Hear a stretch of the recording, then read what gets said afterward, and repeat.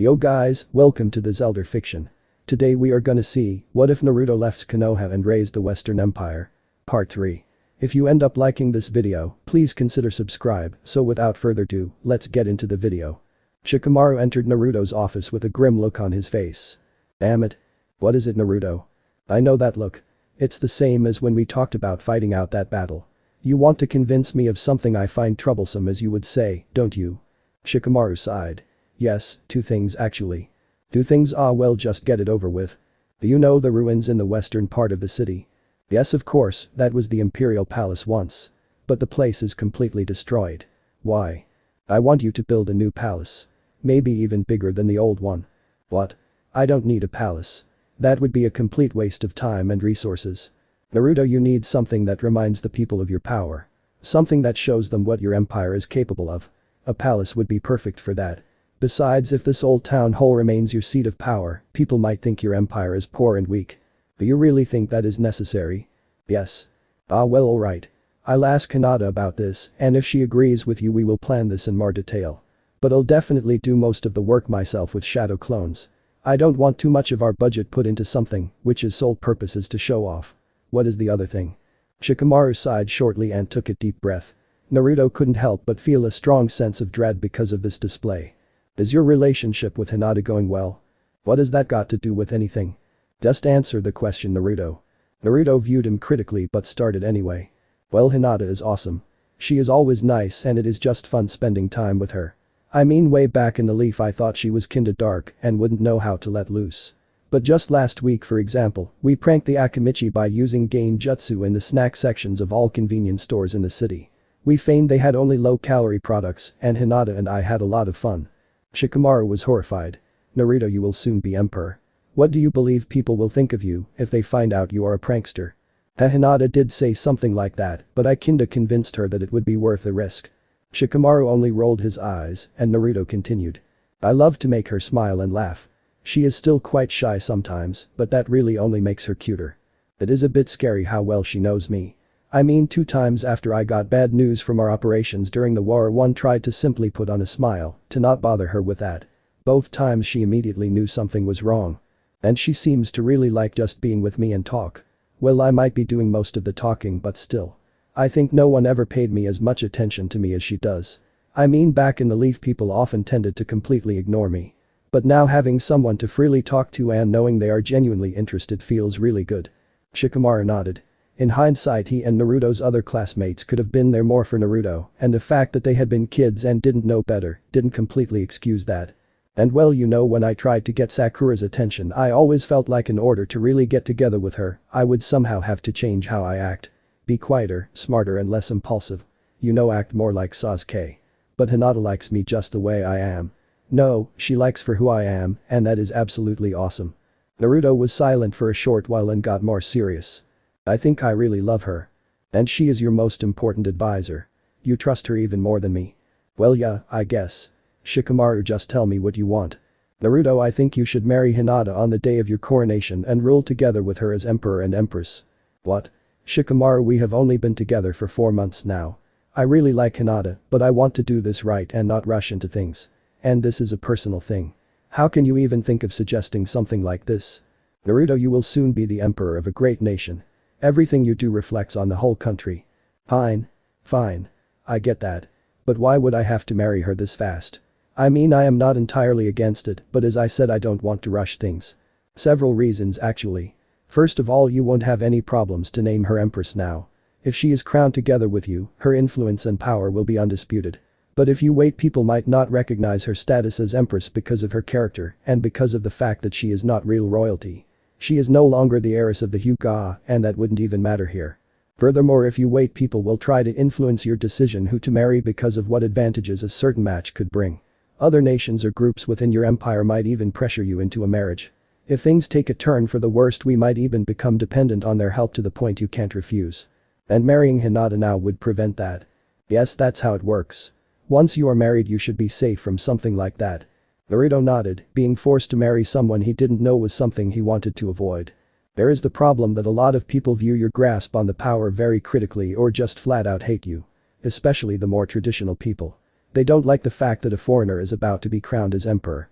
And many people are concerned because you are very very young for leading a nation. Being married would at least make you seem older, and the traditionalists might be a bit more lenient when you are married.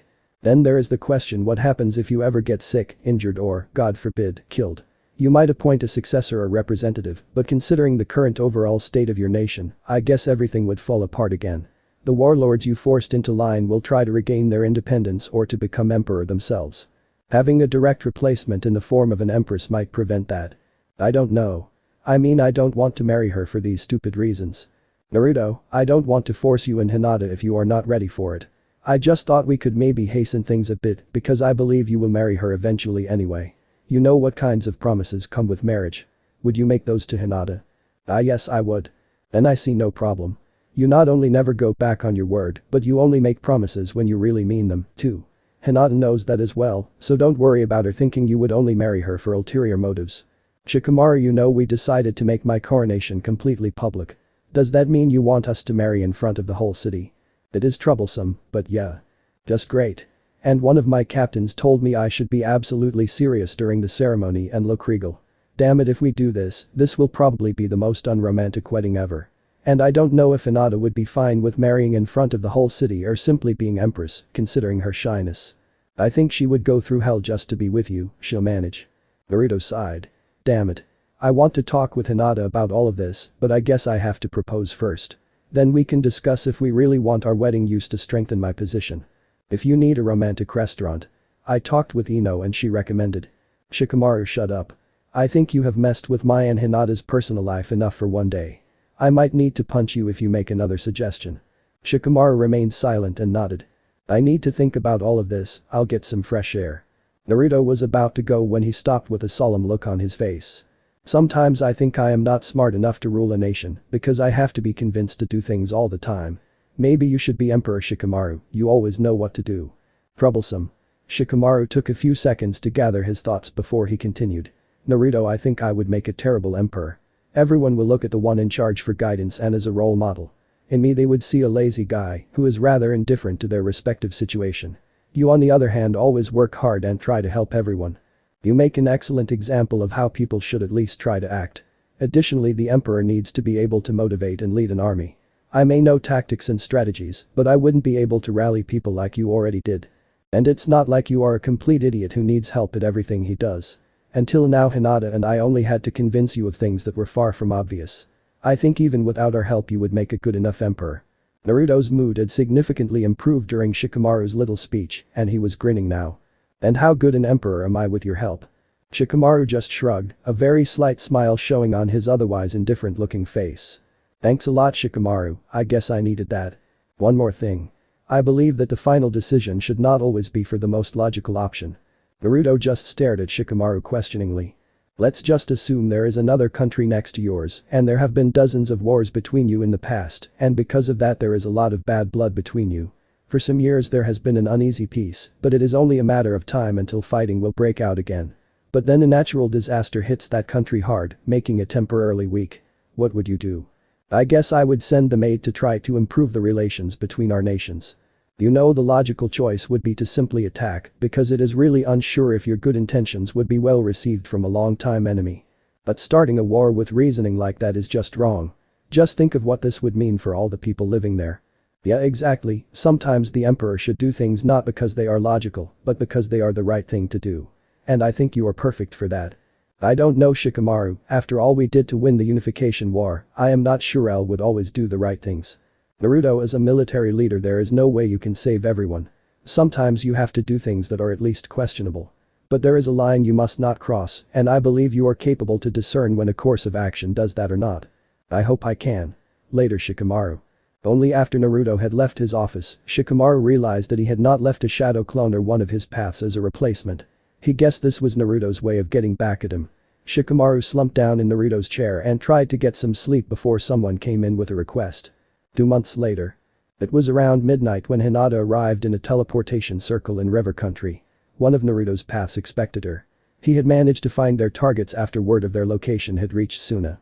The targets were 2 members of the Akatsuki, the organization which had hunted Naruto in the past and would without a doubt come after Hinata once they knew she had the Kyuubi inside of her. Everyone from the west had agreed to take the initiative against the Akatsuki, and they had decided to do it silently to not cause diplomatic problems with a local daimyo. And to Naruto's discomfort, the one best suited for silent assassinations was of course no other than Hinata. Hinata left the clearing with the teleportation seal and made her way towards the small town where her targets were located. Once she saw the lights of the settlement, she activated her Byakugan. She found the two men easily thanks to their distinctive robes and the fact they were the only ninja in the whole town. While moving towards her targets, she found herself unconsciously playing with the engagement ring on her finger. Naruto had proposed to her about 2 months ago, and a part of her still wondered if all of this was a beautiful dream she would wake up from soon. She knew things weren't perfect and that their wedding would be more of a display for the people rather than a family matter. But perfection was one of the things she had never associated with Naruto, and these details couldn't sour her mood one bit. Naruto loved her and they were getting married next month. That was almost too good to be true. She stopped on a roof a few buildings away from the small tavern where her targets had taken residence. Now that she was getting a closer look, she saw that the chakra of one of the two men looked very strange. It had a sinister glow and seemed to permeate all of his body, not just his chakra pathways. Hinata decided to avoid him, but the other person looked like an ideal target. Bikuzu was counting his money and Haiden occupied the restroom when there was a knock on the door. At the fucking door, Kakuzu. The Akatsuki sighed and made his way over to it. He pulled the door open and in front of him stood the female owner of the tavern. It was obvious that something was up because they had been very clear about the fact that they didn't want to be bothered.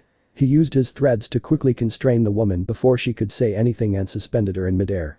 His senses were sharp enough to immediately know that this was not the old lady from the tavern, but someone else under a hinge. He tightened his threads and sure enough the transformation faltered, revealing a dark-haired girl in an Anbu uniform, staring at him with pale eyes. Bikuzu wasn't even interested which of the nations had sent an assassin after them, so he simply twisted her neck. The girl vanished in a puff of smoke. Then a noise from the window alerted him, he spun around and he saw the same girl storming right towards him. Before Kakuzu could do anything, she hit him multiple times on his chest, with each hit stinging painfully, sending him to the ground. Bikuzu wanted to get up immediately to retaliate, but somehow he collapsed, his body feeling numb and cold. There was no way she could have destroyed his 5 hearts this fast, was there? Bikuzu, what the fuck was that noise? But Kakuzu could not answer. He was dead. Hinata made her way back to the teleportation seal and into the west.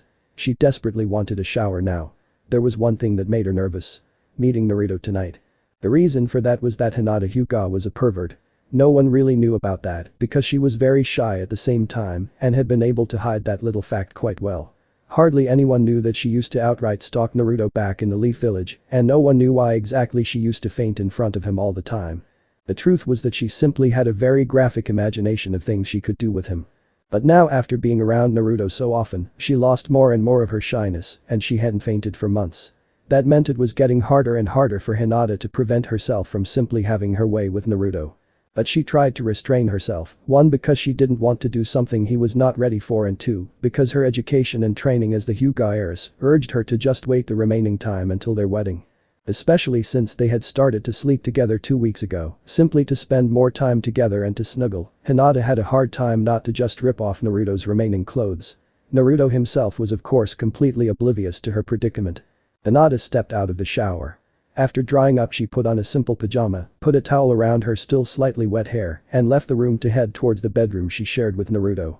But right outside the bathroom she met Naruto and she immediately recognized that he was very excited. "Hinata. You have to see this." Naruto started to undress and strip down to his boxers in front of a starring Hinata. "Isn't this amazing?" Only now Hinata noted that Naruto had covered his skin with complex seals. They ran along his arms and legs and along his sides. Naruto turned around to show her that the seals from both his sides formed an especially complex pattern on his shoulder blades, and both of those patterns were connected by smaller lines. Basically, it was one seal which spanned over his whole body to the ends of both his arms and legs. "Oh, what does it do, Naruto-kun?" In his excitement, Naruto didn't realize that Hinata's stutter was back or that the girl was practically drooling. "I call it gravity seal. It basically makes muscle movements harder, making it an excellent training tool.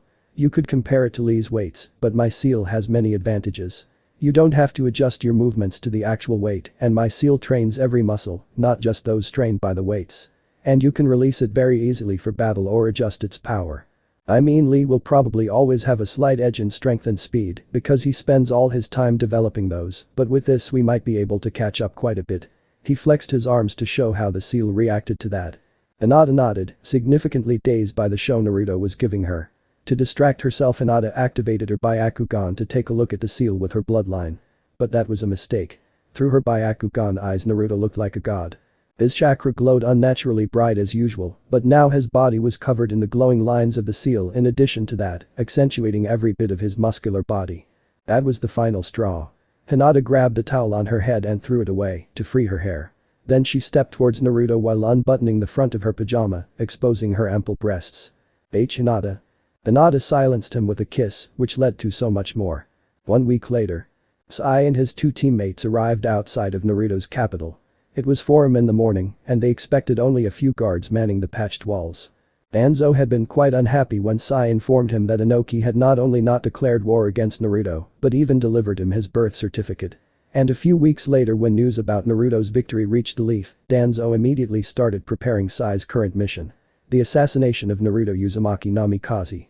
Sai signaled his men to stop right in front of the seal surrounding the whole city. He took a special grenade out of one of his pockets. It used the destruction of a chakra crystal to generate a field, which disrupted chakra. The rare crystal made this really expensive, but Danzo had allowed to use all means necessary, and they wanted to avoid to compete with Naruto in the art of seals. Sai placed the small explosive right next to the seal. After setting it off in a muffled plop, he and his teammates ran through the chakra-induced smoke it generated and tried to hide themselves under the wall as best as they could. They saw the light from one of the guards up on the wall, who had been alerted by the noise, first come closer and then stay above them for some time. After 10 minutes of obviously not finding suspicious, he continued his patrol. When he was far enough away, Sai attempted to climb the wall, only to find it was impossible to stick to it with chakra. But luckily for them, they had rope and a grappling hook with them, and a short while later they were inside the city walls. They were making their way towards the city's town hall when approaching footsteps drove them to hide in a small alley. They had decided to avoid the rooftops because of possible sentries, but that left them trapped because the alley was a dead end.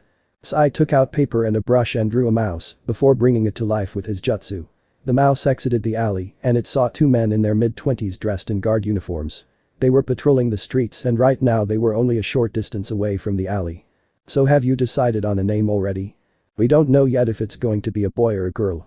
But if it's a girl, I want to call her Ranmaru after my great-grandmother. You know, we should celebrate that tomorrow when we are off duty." "I don't know. I want to be there for Nejiku as much as I can right now." "Aw, come on. You can do that when she's farther along. I'll tell the others and tomorrow we." He was cut off by the screech of a cat from the alley with Sai and his team. The cat had tried to get one of Sai's comrades to pet it and he shooed it away a bit too forcefully. "Is someone there?" The 2 members of the night watch came closer to the dark alley. One of them pulled out a lamp. Sai drew 2 snakes and brought them to life. The 2 men didn't notice the ink animals slipping out of the alley and then getting behind them. The snakes quickly slithered around their bodies to constrain the men around their mouths to muffle the screams of the surprised guards. To not take any chances, Sai slit their throats and then he and his companions hid the bodies in a trash can and moved along. They made their way towards the town hall and stopped at its backside. Some windows on ground level were still illuminated, but the upper levels were completely dark. Sai climbed up to a window on the first floor and inspected the security measures. He was about to prepare another chakra disrupting charge when suddenly a giant hand burst from the darkness behind the window and grasped him. Sai was unable to escape, so he hoped his teammates could help him. But they were in trouble themselves. One was suddenly covered in insects, which had somehow managed to sneak up on them. And the other was attacked by 6 Narutos, who stormed out of the back door of the town hall. The rude soldier was quickly overpowered, then one of the Narutos used a technique which seemed to drain his chakra, while the others held him in place. Sai's captor appeared in the destroyed window, revealing himself as Choji Akimichi. He jumped down on the street next to Sai's comrades without ever easing the grip on his captive. Flashback. 15 minutes earlier. In the designated main watchroom, located in the lower floor of the city hall, 10 of Naruto's ninja and samurai were playing poker. In charge was an older Yamanaka, an uncle of Ino. He had lost quite a bit of his monthly wage when suddenly a small seal on the wall flared up in a bright red color. The ninja was immediately worried and for a moment there was an uneasy silence. There had been 2 false alarms of the other bigger seal, which indicated when someone or something crossed the seal surrounding the city uninvited. The first time it had been a larger animal, which obviously ignored the small electrical shock the seal gave off as a deterrent. The other time it had been a drunken old man who had gotten lost in the forest during the day for some reason. But this other seal had not failed so far. Naruto installed it a lot later than the normal one, and it was supposed to go off when someone messed with the big seal. The leader of the Night Watch took a brief look around the room and saw that everyone expected real trouble this time. He was sure that this had to be a small group of enemies or one of the guards on the wall would have raised an alarm. Without hesitation he activated one of the two emergency seals. Not the one alerting the whole city, but the more silent one. Naruto and Hinata slept peacefully, the blonde having his arms wrapped around Hinata's waist from behind when they were awoken as a seal started to glow in a bright red on the ceiling of their bedroom. Hinata checked the surrounding city with her Byakugan, quickly found the intruders, and informed Naruto about them. 5 minutes later both were in their ninja gear and ready for combat. In another room an emergency seal flared to life as well, waking up Shino. He quickly got dressed and hurried to the meeting point together with his father, whom he saw coming out of his parents' room right as he passed it. Shikamaru awoke when an annoyingly bright light flared to life in his room. After he had realized that the light came from the emergency seal he wondered what was going on. There were no explosions and no signs of battle to hear from the city. Since the West was completely under Naruto's control he immediately suspected Konoha, probably an assassination attempt on Naruto. But with everyone alerted by the seals, he reckoned that a small group of assassins would not be able to do anything. Shikamaru covered his head and eyes with his pillow and went back to sleep. Then flashback. After Sai and his companions had been constrained, the street quickly filled with more and more ninja. Sai was put into chakra-absorbing chains before Choji let him go. From inside the building came Hinata and the original Naruto to inspect their prisoners. Once Sai saw the girl he smiled at her. "You should be dead." Hinata ignored him and joined Naruto, who was excitedly inspecting their equipment. Sai contemplated his position. He was captured and these people were far too experienced to allow him to escape again. The seal on his tongue prevented him from succumbing to basic torture, but this time the enemy had both a seal master to maybe break that seal and the Yamanaka clan to take a direct look at his mind. There was probably no way to protect the knowledge he had, and as one of Danzo's most trusted soldiers, he knew a lot of things. That meant it was his duty to protect this information at all costs, and there was only one thing he could do. He sent a quick look to his companions, and he was sure they had come to the same conclusion. He could still move his mouth so he was able to angle his jaw in a way that he could bite down on a very specific tooth. The tooth cracked and Sai quickly swallowed the bitter poison mixture coming out of it before any of his captors realized what was happening. For 1 minute he waited anxiously for what was about to happen. Then he felt he was unable to breathe. He gasped for air, but he could only draw in very short breaths. He would have suffocated miserably if another part of the poison cocktail hadn't taken effect, bringing him blissful unconsciousness. The last thing Sai saw was Shizune, desperately trying to save him. A few minutes later Shizune indicated towards Naruto that the third ninja had died as well. Naruto looked down on the corpses of the three would-be assassins. He briefly wondered what could have been if Danzo had not started this whole mess by taking control of the Hokage. Maybe one of these dead men would be his friend by now. He shook himself from his thoughts and addressed all his present ninja. "Alright, there will be an emergency meeting in half an hour. I want all of my captains, the clan heads and our part of the Konoha 12 there. And where the hell are Shikamaru and his father?" It was the day of the coronation. Thousands of people gathered on the biggest plaza of the city to watch their new emperor. Many had traveled hundreds of miles to get a look at their ruler, the one who had ended the century-long bloodshed in such a short time. The fact that they would get an empress, too, had been kept a secret. At noon Naruto and Hinata made their way to the stage in the center of the plaza hand in hand. 2 rows of soldiers created a path for them to walk through undisturbed. All the way people cheered and waved. Hinata remained composed as they had been told. Naruto on the other hand couldn't stop himself from smiling and waving back sometimes. When they had climbed the stage an old monk started the wedding ceremony, ignoring the surprised murmurs from the crowd. Hinata and Naruto both said their vows before Shikamaru handed them their wedding rings. The old monk declared them to be husband and wife, and Naruto and Hinata sealed the ceremony with a kiss. Then the monk produced the crowns, 2 slim golden diadems or headbands rather. Naruto didn't like the idea of wearing an actual crown, but they had decided to use something for ceremonial purposes. Naruto and Hinata kneeled before the man, who declared them emperor and empress, and put the diadems atop their heads. When the two stood up, the whole crowd kneeled to honor their new rulers. After that the lords of the provinces stepped forward, many of them were former warlords Naruto had won over to fight for his cause. One after the other they swore their allegiance towards the emperor and empress. Naruto saw defiance in some of their faces, and he knew that he would have to deal with a few of them to secure the unity of his nation. Finally, to Naruto's and Hinata's surprise even, the 4 clan heads from Konoha made their way to the front. Just like the lords each one of the clan heads swore their loyalty to the newlyweds. Their only request was that when Konoha was liberated from Danzo, everybody who wanted to return was allowed to do so. Naruto and Hinata gladly accepted these conditions. The rest of the day the people in street celebrated as Naruto had provided them with lots of food and beverages to do so. Naruto and Hinata attended a more private celebration, but even there the presence of their allies from the sand and other diplomatic representatives made it impossible to relax and really enjoy the occasion. So both of them were relieved when they could finally retire to start their wedding night. Luckily for both their reputations, nobody ever noticed that Hinata was pregnant since 1 month before the wedding. 2 years after Naruto and Hinata became emperor and empress.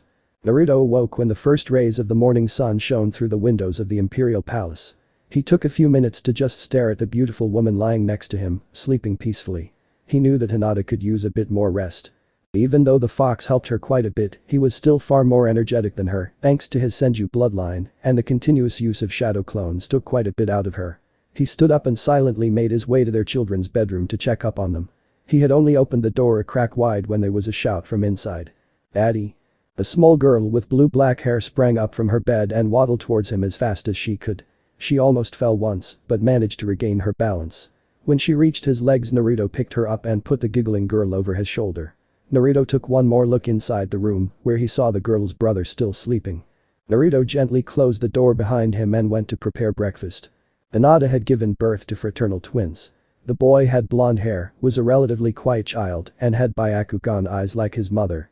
They decided to name him Minato after Naruto's father. The girl on the other hand had cerulean blue eyes and blue-black hair. Her name was Hitomi after Hinata's late mother.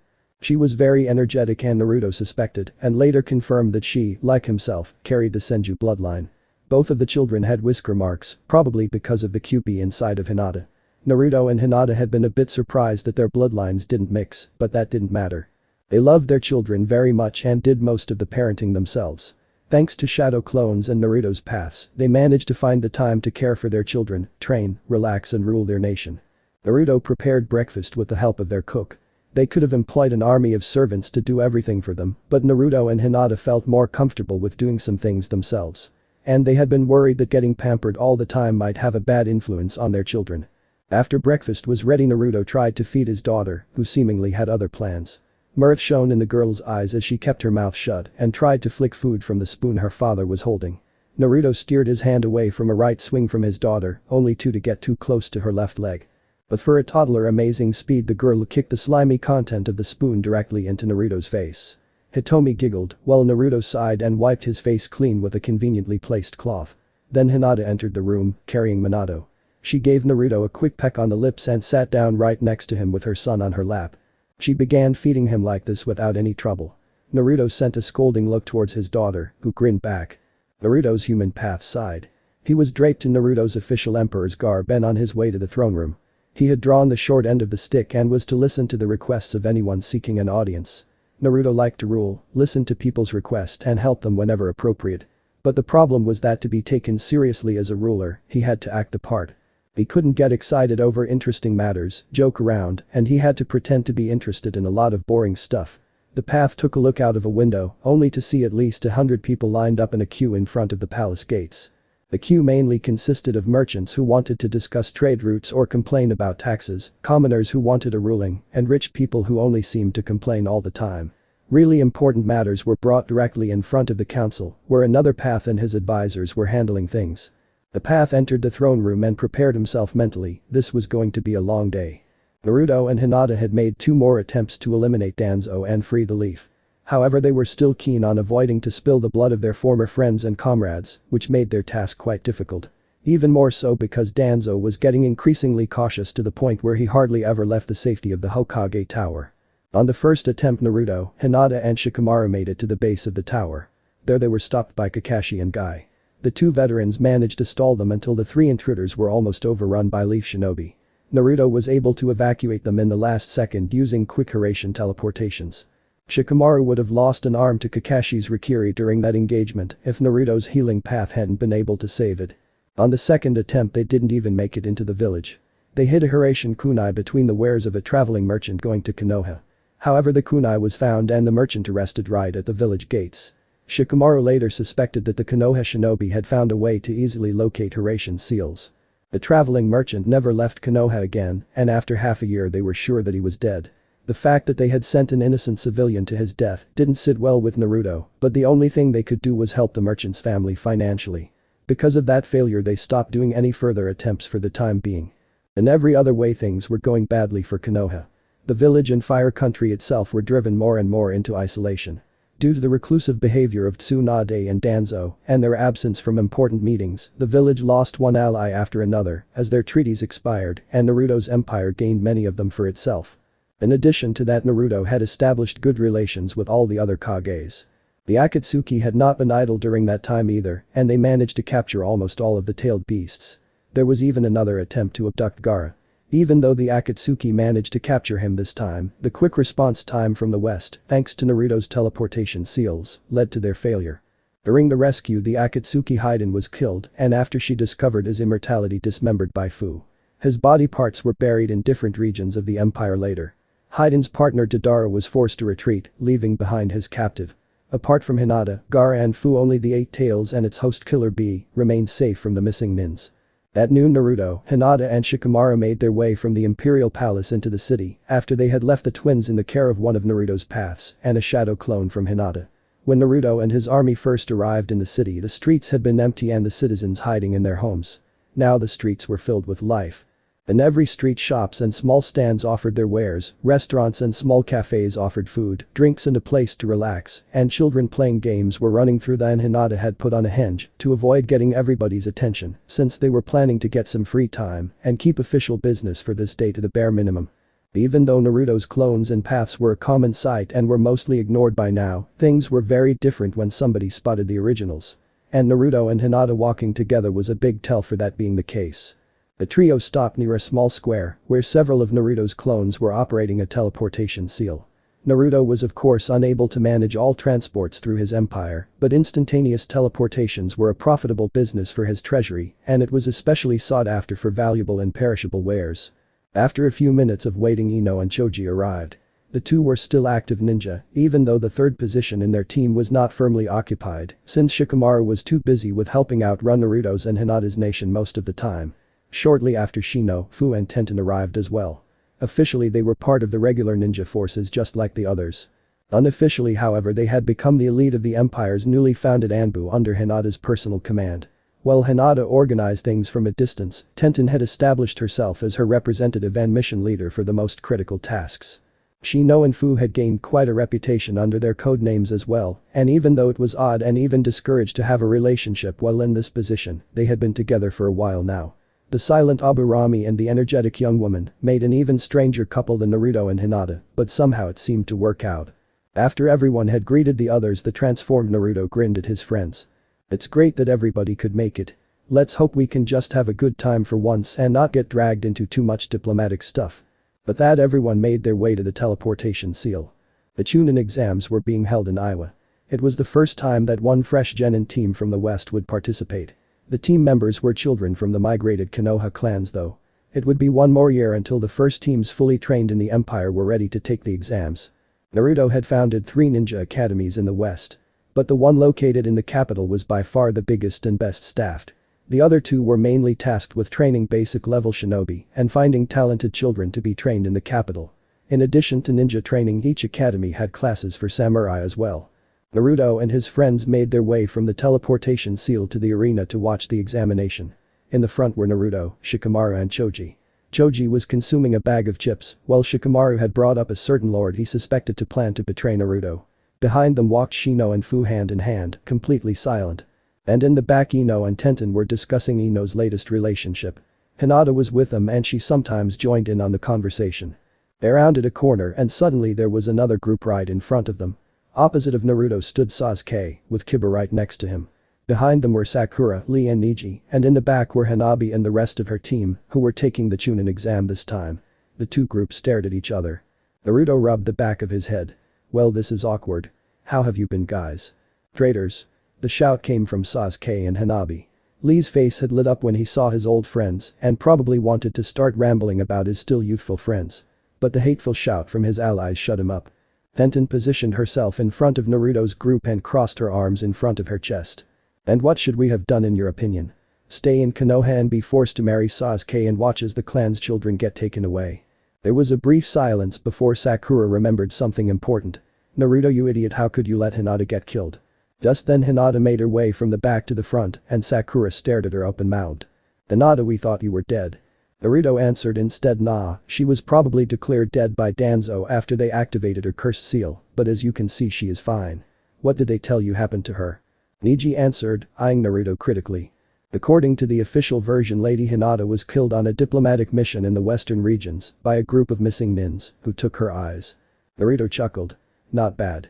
That story means the warlord whom she visited could be made responsible for her death if need be." Naruto eyed his old friends carefully. Kiba and Lee showed confusion about what he could mean, they probably hadn't been told about his position in the west. Sasuke, Neji and Hanabi on the other hand didn't react at all, and Naruto suspected that they were better informed. Sakura's very surprised look puzzled him. He had expected her to know very well that he was in a position of power after their last encounter. Maybe she had been fed false information. But that didn't make any sense, did it? Shikamaru interrupted Naruto's musings. "Naruto, we should talk to them in the arena with the other delegates nearby. This is dangerous." "Are you that afraid of us, Shikamaru? And why would you let Naruto decide something like that?" "That is simple. Naruto is the emperor of the Western Empire and by that my superior." Technically Hinata of course had the exact same rank as Naruto, but he was far more experienced in and comfortable with leading people, which made him the obvious choice to be the current leader. The fact that Naruto had such an important position left Sakura speechless for a moment and she looked questioningly towards her husband. Kiba on the other hand was awed. "Dude, really? That is awesome." Naruto grinned, but meanwhile Sakura had recovered from hearing this news. "I can't believe you would follow him. He is the nine-tailed fox, a monster." But she immediately saw the disapproval on her old friends' faces. Shikamaru was the one who answered. "Sakura, we have been around Naruto for over 2 years now. I can guarantee you that he is anything but a monster." "How can you say that? Have you even seen what he did to Sasuke back then?" She saw that everyone from Naruto's group continued to stare at her angrily and so she turned to find support from the Konoha shinobi, but they didn't seem to fully agree with her either. Kiba tried to steer the conversation into another direction. "I just hope you didn't take advantage of Hinata during this time, Naruto." Naruto smiled and showed him the ring on his finger. "Well, we are married and have kids. So it kind of is too late to tell me that." "Wait, if you are the emperor I hope she isn't only one of your girls, like a concubine." "What? Hell no. Hinata is my only wife and empress and I don't want anyone else." Kiba nodded, his concerns for Hinata's well-being put to rest for now. Neji had tensed up as well when the topic was brought up, but just like Kiba he relaxed after hearing Naruto's answer. Even though there was no outright hostility between the two groups, they didn't really mingle. Two people would talk while the others watched the other group carefully. The tensions between Konoha and the Empire showed quite a lot. During all of the discussion Hinata had just stared at her sister. She had first attempted to run towards her sibling to hug her, but a death glare from Hanabi had stopped her in her tracks. "Hello, sister." Hanabi put a lot of malice into her words, but her face kept up her stoic Hyuga look, not showing any emotions. "Hello, Hanabi Yamato. It is good to see you again. You have grown." Hinata gave her sister a warm smile. "Are you happy now that you have betrayed our clan and the village? I heard you even got together with that idiot you adore so much." Shikamaru commented this with a troublesome and Naruto put a hand on Hinata's shoulder to show her his support. He knew she was strongly affected by hearing her sister talk like this. But this was how things were going to be and there was nothing they could do. Hinata answered, her voice very quiet. "I am very happy now that I am together with Naruto-kun. We even have 2 children, Minato and Hitomi. Minato sometimes reminds me of you when you were younger." When Hanabi didn't answer, Sakura butted in. "Wait, you knew your sister was alive, Hanabi. Why didn't anyone tell me?" Sasuke shrugged. "It was declared an A-rank secret and you have no clearance." This caused Sakura to stare at her husband. After Naruto had helped the clans escape Konoha and bested Sasuke in combat again, Sasuke had needed reassurance and love to get him back to his feet, both of which Sakura was very happy to provide. Things went a lot better for a while to the point where they actually had a loving relationship. But it got worse again after their daughter was born. "Sasuke, I mourned for Hinata. How could you not tell me? She is an enemy of the leaf. Besides, we didn't know she had survived until months after she was declared dead." While Sakura only continued to stare at Sasuke in disbelief, Kiba's man-sized dog trotted towards Hinata to get petted. "Oh Kiba, call that monster back before it eats my wife." Hinata gave her husband an angry look before she stroked the giant hound's back. "Naruto-kun, stop being so mean towards Akamaru." "This is Akamaru." Kiba was quite annoyed by the blonde. "Of course he is, you moron. Anyway, Shino, Hinata, why did you leave without even telling me? I thought we were a team." "I am sorry, Kiba-kun, I got arrested after helping Naruto escape. I didn't even want to leave back then. Alright, I don't quite get how you managed to get to Naruto after being arrested, but fine. But what about you, Shino? The Aburami adjusted his glasses. After Kurenai-sensei sold out Hinata, I could not take any chances. Besides, you did believe the official story of Hinata being on an extended mission and not me, and you took Danzo's side during the dispute within your clan. Danzo's side? What are you talking about? I only voted to support the Hokage. Hinata replied in a soft voice. Kibakun, the Hokage, is being controlled by Danzo.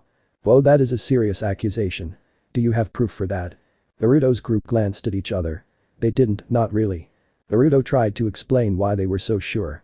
See Kiba on the day we brought Sasuke back. Sasuke butted in. Dopey, ask if you have proof, not about your life story. This got Ino quite angry. Listen, Sasuke, I tried to enter Lady Tsunade's mind and there was a Sharingan eye staring at me. Because of that I was out for 2 fucking months. And yes, that asshole has stolen one of your clansmen's eyes and is hiding it behind those bandages of his. Sasuke only smirked at that. Are you sure that you didn't only hallucinate it because of the seal? Ino furrowed her brows. What seal are you talking about, Sasuke? Neji explained.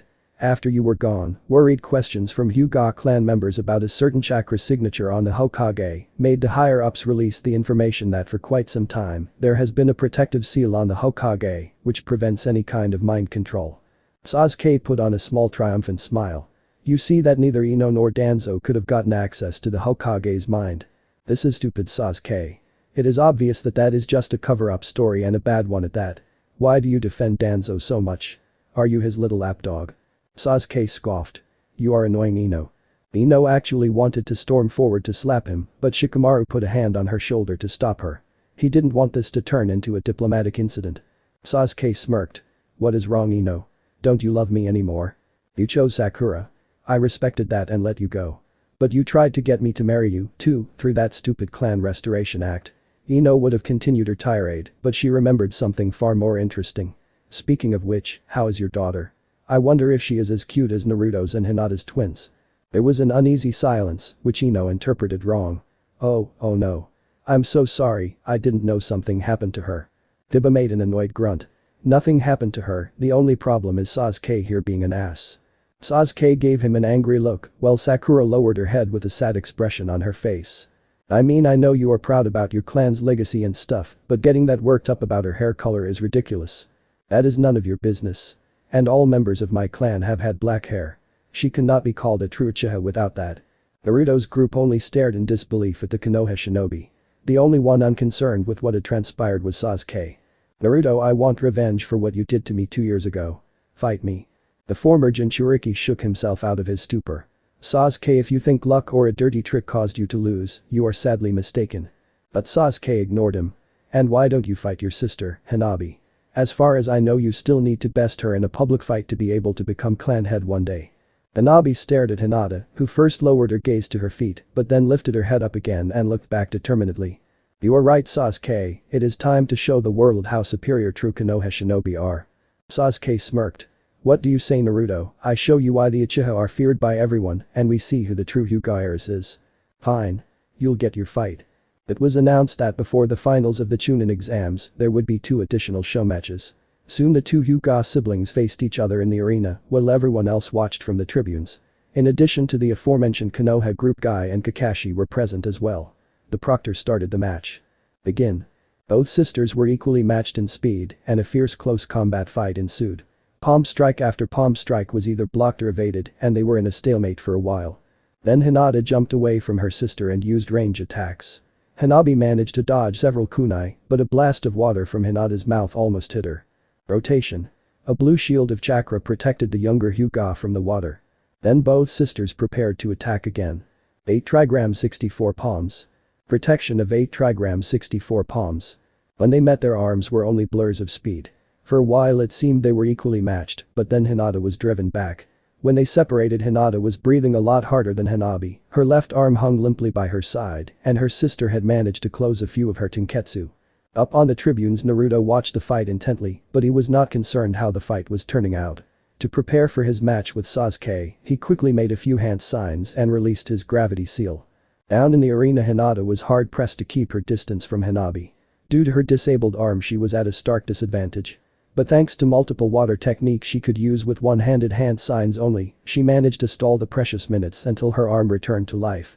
After that both sisters met 3 more times in close combat, and each time Hinata got visibly more exhausted, and each time the damage caused by Hanabi's hits became more extensive. And on their last engagement Hanabi demonstrated that she still hadn't shown everything. 8 trigrams 128 palms. Hanabi's hits came even faster than before. Hinata only managed to deflect the first 10 of them before Hanabi broke through her defense, and Hinata became a punching bag for her sister's assault. After that it was over. Even though she somehow managed to get back on her feet, Hinata was a mess. She was breathing heavily and sweat was running down her face. She looked completely exhausted and both of her arms hung limply by her sides. And even if she had been able to move them, Hanabi had closed all her tenketsu, preventing her from molding chakra. Hanabi sent a triumphant look towards Naruto before she stormed towards Hinata one more time. But before she reached her sister, Naruto suddenly appeared in front of her using Haraishin. There was a gasp from many of the present veteran shinobi who knew that technique. Then the proctor called the match. Due to outside interference, Hanabi Hyuga is the winner. Naruto helped Hinata up to the tribunes by simply teleporting her there. After making sure she was okay, he left her with their concerned friends and made his way back into the arena for his own match. He had his Rinnegan active all the time, but his paths were busy with tasks back in the Empire and he planned to best Sasuke without even using his eyes. Soon Naruto and Sasuke stood facing each other in the arena. Sasuke had a giant smirk on his face, and just after the proctor had started the match, he asked loud enough for everyone in the arena to hear. "So your bitch didn't use her demonic powers to hide the fact she is the new host of the Nine Tails?" He had probably tried to taunt Naruto to get him angry, but for now he had only left him speechless. A murmur ran through the arena, and Sakura and Kakashi stared wide-eyed at Naruto. "What the hell, Sasuke? You have to know we tried to keep that a secret to throw off the Akatsuki. What is wrong, Naruto? Are you afraid for her well-being?" "I am not afraid. I know Hinata will be fine even if all the missing nins in the world are after her." Sasuke scoffed, seeing Hinata as quite an easy target after her recent performance. Naruto continued. "I just don't get what is wrong with you, Sasuke. How can you be so bitter and cold?" Sasuke didn't answer. "Is this about your brother again? What has he done this time?" "He has done nothing. He hides from me. Whenever I seem to get close to him he is gone." Somehow that didn't match with what Naruto knew. Itachi was actually the one Akatsuki about whose location he got the most reports. They just hadn't tried to engage him because of how dangerous he was. But Sasuke would have surely gotten similar intel. Maybe those were false leads. That is no reason to act this way. "Damn Sasuke, what can I do to make you see reason?" Sasuke snorted and got into a ready stance. Naruto shook his head and stopped his attempts to talk to his old friend for now. He noticed how Ino sneakily made her way to Sakura up on the tribunes to talk to her old friend. Naruto immediately reverted his attention back to Sasuke to not alert the Uchiha of what was happening. He made a hand sign and immediately there appeared 100 Narutos on his side of the arena. Sasuke went through a few hand signs himself and blew a giant cone of fire at the army of Narutos. Only a dozen of them managed to escape from the inferno and immediately stormed towards the Uchiha after the fire died down. Sasuke engaged the Narutos in hand-to-hand combat only to find out that he was a lot slower than the blonde and after receiving a few vicious kicks, he was sent crashing into the arena walls. Naruto dispelled his clones and waited until Sasuke stepped out of the dust and debris, Sharingan now active. "You know, Sasuke, maybe I should thank you for revealing that I am no longer the Kyuubi's Jinchuriki. I want to know what people in Konoha will say about Danzo trying to turn the son of the 4th Hokage into a weapon with that out of the way." Sasuke shrugged. "For that people would need to know about you being his son. Spreading that bit of information won't be that hard. And I can easily prove that fact with my birth certificate. You forget that that is still an SS rank secret in Konoha and Fire Country." Naruto stared at him for a moment. Spreading an SS rank secret was high treason and punishable by death. "This doesn't make sense, Sasuke. Do you want to kill anyone who tells the truth?" "No, only those who spread it. Those who know about that little fact do well to remember why we have to act this way. We can't allow you, an enemy of Konoha, to turn the people against their Hokage." Now Sasuke had done it, he had made Naruto angry. "Sasuke." Naruto dashed towards Sasuke, but then the Uchiha made hand signs which caused Naruto to stop and quickly create a wall with an earth jutsu, just in time to stop the beam of lightning chakra directed at him. The former Jinchuriki knew that he wouldn't be able to use this earth for more jutsu due to the residue lightning chakra. He created a few clones to distract Sasuke, then he prepared his next jutsu. Sasuke used shuriken to deal with most of the clones, the last 3 he dispatched with a few quick strikes with his sword, using his Sharingan to read their movements. Then he fired several fireballs. Only half of them were aimed at Naruto, which were all dodged, the other half was simply headed for the sky to prepare a Kirin, a lightning attack using artificially created thunderclouds. Sasuke noticed that the arena floor was starting to get covered by a thick fog. He wondered why Naruto was doing this as he could easily see through something like this thanks to his special eyes. They continued to throw jutsu after jutsu at each other. At one point Sasuke found out that his Sharingan gain jutsu had barely any effect on Naruto, both because of his Rinnegan and because he had practiced hard to overcome his weakness to those kinds of attacks. Finally Sasuke decided it was time to finish things. In the sky a storm cloud had formed just as he had planned and Sasuke prepared his Kirin. Somehow Naruto realized that he was in trouble and was quickly going through a lot of hand signs, but Sasuke was sure he was too late. The gigantic lightning strike went down just where Naruto stood.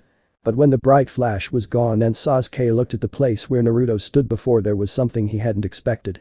The fog that had covered the arena floor was gone and in Naruto's position stood a solid pyramid of gleaming ice. Before Sasuke recovered from his surprise, two icicles burst forth from the pyramid, pierced Sasuke's shoulders and pinned him against the arena wall. Naruto removed one side of the pyramid, stepped out of his cover and walked towards the pinned up Sasuke. Ice? How? Naruto shrugged. It is only the combination of wind and water and I am a master of both. Anyway Sasuke, this is over. You lost. Never. I will prove that the Uchiha are superior to the Senju in any way. Huh? Don't you know about the century-long struggle between our two clans? We will be the ones deciding the outcome of this war and the Uchihas will be the winners. What are you talking about? I am not even a Senju myself and you serve one. You are related to the Senju and you are the real living heir of their legacy. Lady Tsunade is too old to hold that title and she would be nothing without Danzo. Your people were the ones who put my clan into a slum and made us outcasts. I will make sure that everyone sees that the Uchiha are the Leaf's most loyal clan and that we are stronger than the Senju. Sasuke, I don't know what my people did to the Uchiha, but even if I am the Senju heir, we are not our clans. We can forge our own destiny without hatred and bloodshed. So why do you want to be a slave of the past? I want revenge. And with that Sasuke used his curse mark. He transformed directly into stage 2, his skin turned grey and he grew leathery wings. The ice crumbled and Sasuke's wings closed. Sasuke created a Chidori and flew towards Naruto with incredible speed. Naruto on the other hand had had enough. He created a small Rasengan and then used his trump card. A Horatian seal he had put on Sasuke during their close combat encounter. Naruto teleported very close to Sasuke, evading the outstretched arm with a Chidori and rammed his Rasengan into the chest of his former friend. Sasuke was flung back by the force of the technique, only to be stopped by Naruto's elbow in his back after the blonde had teleported behind him. Naruto created a group of shadow clones and put some distance between him and Sasuke. The shadow clones punched and kicked Sasuke around and finally one kicked him hard after diving under the Uchiha, flinging him into the air. The real Naruto meanwhile had created another low-powered Rasengan. He teleported himself right above Sasuke and pushed the blue ball into the ascending Uchiha. Sasuke was sent crashing into the ground. After the cloud of dust created by the impact had settled, Sasuke could be seen lying unconsciously in a small crater, his curse mark receded. Naruto wanted to make his way over to the fallen Uchiha, but Mitogai appeared before him, blocking his way. Winner Emperor Naruto Uzumaki Namikaze. Naruto saw that guy didn't plan on allowing him to speak to Sasuke again, so he gave a bow to the audience and reveled in the crowd's applause for a while. Then made his way to his waiting friends. Only Ino was missing. He received a few pats on his back and got a quick kiss from Hinata, who had mostly recovered from her fight. Tenten was especially happy. That was great. You demolished that self-important idiot. Thanks. It's just dealing with Sasuke is so frustrating. His friends remained silent, they knew Naruto still tried to return Sasuke to his old self. Then Ino made her way over to the others. She had talked to Sakura for almost the whole match and left her only when the wounded Sasuke was approaching his wife, supported by Guy. I believe Sakura will need some time to think about everything, but I am certain she will be a lot nicer in the future. That brought a bright smile to Naruto's face. That is great, Ino, you are awesome. She even told me how her mother convinced her that you were the fox. Flashback. Sakura sat at Sasuke's bedside and stared at his broken body, hoping he would make a full recovery. One day ago Kakashi had brought him and Naruto back from the Valley of the End, both close to death.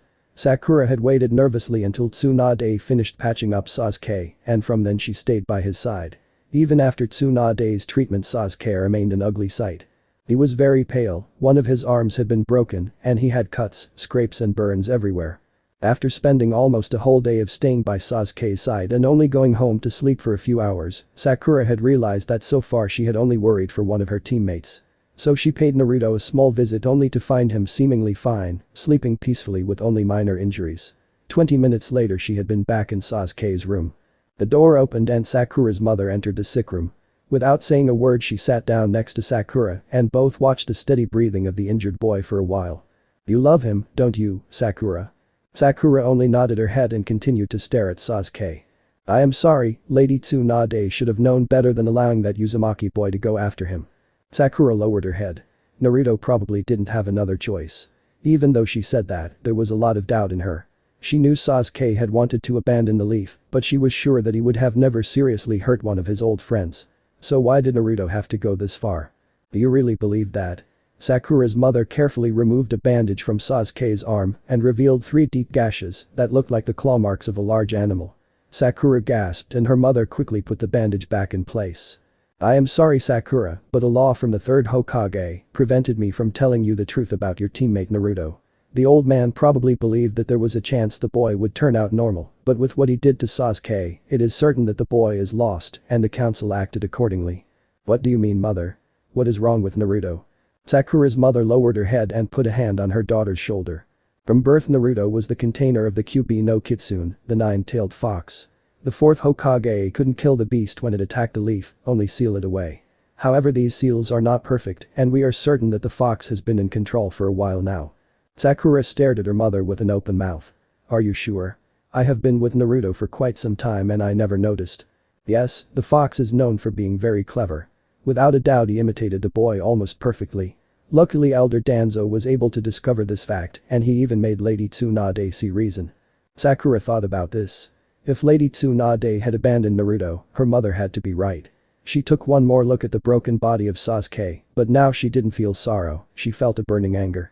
Then flashback. Everyone was quite shocked that a parent would manipulate her daughter in such a way. Well, at least she knows the truth now. I hope she gets her mother back for what she did. Ino sighed. There is one more thing.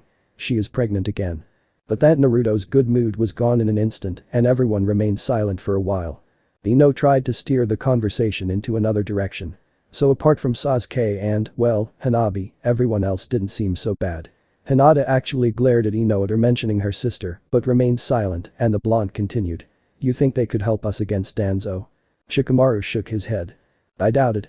Kiba and Niji are too loyal to their clans." And Lee didn't say anything. I guess he was unsure whether to call us youthful or unyouthful. Besides, even if we managed to recruit one of them it would be extremely dangerous for that person with how things are in Konoha. Naruto nodded. "Yeah, we have to stop our assassination attempts with how tight their security is now. We can only hope that we get an opportunity where Danzo is away from the village or where we may capture Tsunade Bachan." "Wait, you mean we completely abandon Konoha now?" Naruto shook his head. "There is one more way.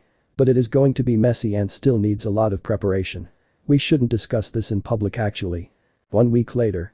Hanabi entered the meeting room of the Hyuga clan's elder council.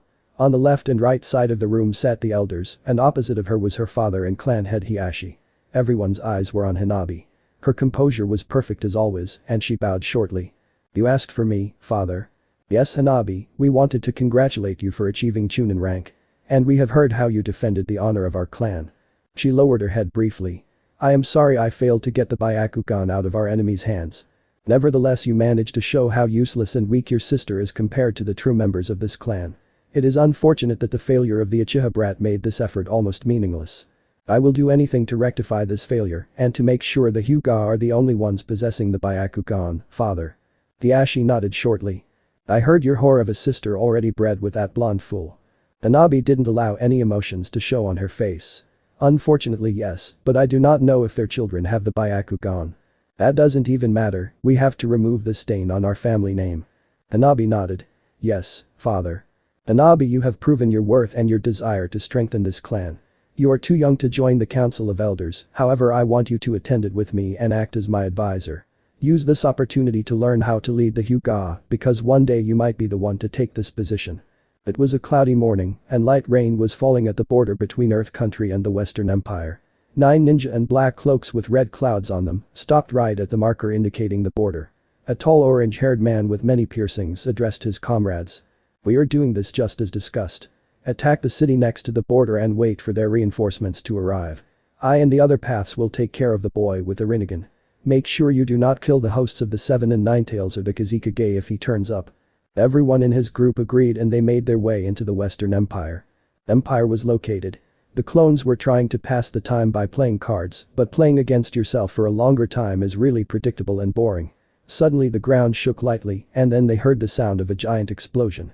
The card game forgotten, the clones leapt up on the nearest building. Far away they could see a rising cloud of dust over the eastern gate. Then they heard the sounds of several smaller explosions. One of the clones looked at his brothers. "I'll do it." And with that he performed the hand sign to end his own existence. In a giant chamber located in the palace in the capital of the empire, Naruto was listening to a discussion between the members of his council. Tenten, Shino and Fu had encountered a squad of shinobi with curse marks that protected a group of slave traders in Lightning Country. The debate about how to deal with the surely responsible Orochimaru was very heated as there hadn't been any sign of him for a long time. Almost the whole council was present, Inoichi and Chaoza had even brought Ino and Choji with them to prepare them for their future responsibilities as clan heads. Only Hinata was missing. She was inspecting the ninja academy in the capital. Suddenly a small seal on one of the walls began to glow red. The room fell silent as they saw Naruto's now very serious expression, and Shikamaru asked him. "Naruto, what kind of seal is that?" "I put a few experimental seals on that wall. They should only activate when one of the protective seals around our cities is destroyed. That one is for Neozu. Do you think someone might have accidentally damaged it?" Naruto thought about this. The seals had some self-protective abilities and to destroy them a lot of force was needed. So for that to happen by accident was quite unlikely. Then the memories of a dispelled shadow clone flooded his brain. The city is under attack. This sparked loud murmurs and discussions in the room. "Silence.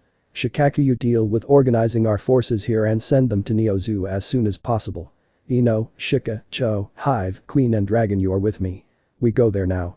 It was not often that Naruto or Hinata used their authority in such an absolute way. Usually they discussed every decision with the council or at least their advisors. But when they gave orders like this everyone complied without question.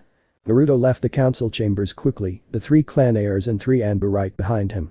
The Empire's Anbu uniforms were completely black and their faces were covered by simple black cloth masks instead of animal ones like the Konoha ones. To enable allies to distinguish between them, they had the kanji for their code names printed in dark red letters over their hearts. The easily as female to identify Dragon had a large katana strapped to her back, Hive wore sunglasses that could be seen through the eye slits of his mask, and Queen had 2 large knives strapped to her belt. The Uzumaki led his group through a long corridor and down a wide flight of stairs into the basement. He stopped in front of 2 large iron doors. Naruto drew a kunai, slashed his palm to draw blood, and put his blood-stained hand on a seal edged into the door. The seal on the door glowed for a moment and then the large iron doors opened by themselves and revealed a teleportation seal. They had put up these security measures to not endanger the palace in case someone else figured out how to use these seals. Naruto created a few clones to help teleport reinforcements to their destination, then he and the rest of the group entered the seal, and with a few hand signs, Naruto activated the seal. A few kilometers away Hinata was inspecting the Empire's main ninja academy, where the final tests of the genin exams were being held. She couldn't help but feel proud. She was certain that the level of training they had managed to provide and a strong focus on practical skills would give their students a good basis to survive whatever awaited them in active duty. In the same time as the Leaf Shinobi learned only 3 basic jutsu, the Empire Shinobi were expected to master 3 additional techniques of their choosing. Every student who showed some talent in the art was taught in basic healing jutsu to increase the survival chances among the teams. Of course this meant that compared to the Leaf some theoretical aspects hadn't made it into the students' lessons, but Hinata had agreed with Naruto that those had been things they either learned during their training anyway or would never need. The young empress watched a fight between 2 of the top students of the academy. One of them was a member of the Yamanaka clan who had shown hardly any talent with his clan's mind-based jutsu but showed an exceptional prowess into jutsu and earth-based techniques. His opponent was a samurai from one of the clans that didn't outright reject any changes in their fighting style. The sword was still his primary weapon, but he had learned to use one-handed hand signs for some basic techniques and ninja tools as secondary weapons. The 2 used real, only slightly blunted weapons, but of course they weren't supposed to kill each other. Shizune and her 2 apprentices stood at the sidelines to help immediately if one of them got injured. The 2 fighters had started the fight both dressed up in fresh clothes but looking a bit tired and with several bandages around their arms and legs and bruises on their faces.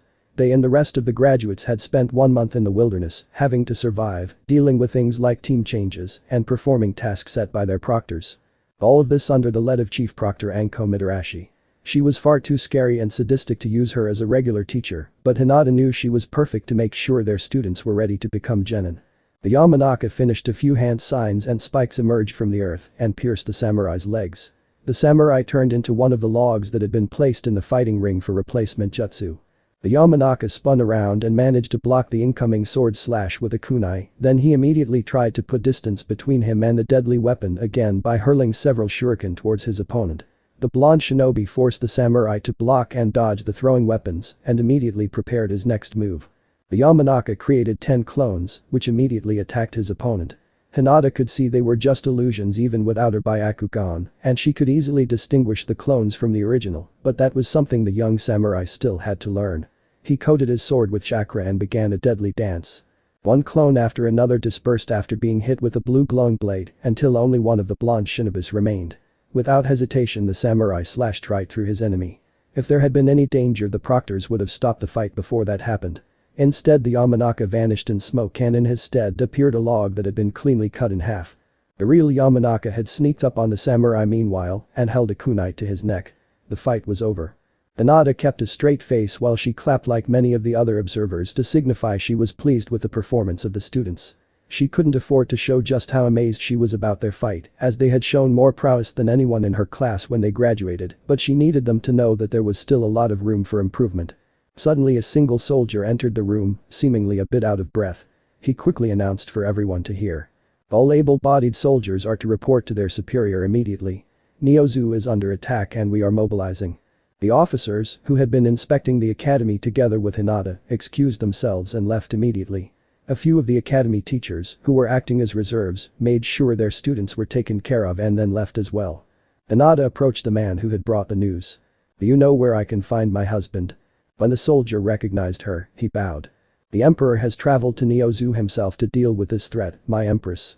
"Thank you." Hinata quickly left the academy, deactivated her gravity seal, and made her way towards the city's teleportation seal with inhuman speed.